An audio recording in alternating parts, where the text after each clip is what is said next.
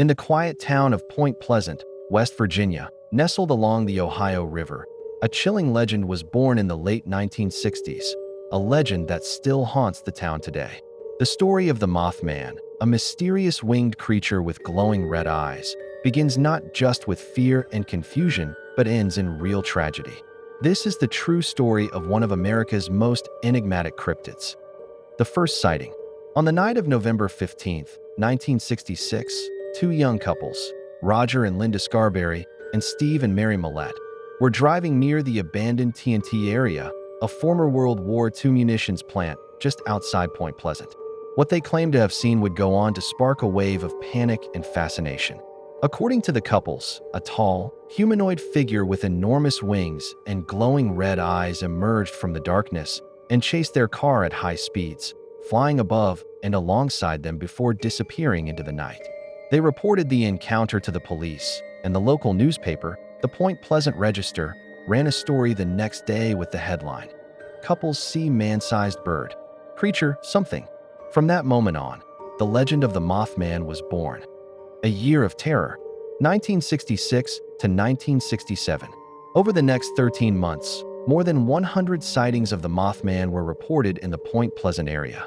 Witnesses described similar characteristics: a creature 6 to 7 feet tall, with a 10-foot wingspan, red glowing eyes, and a tendency to appear suddenly, often near the TNT area or along isolated roads.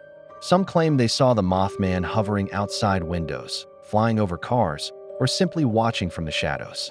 Panic spread through the town, with many believing the creature to be a bad omen, an alien being, or even a supernatural force. The Silver Bridge collapse.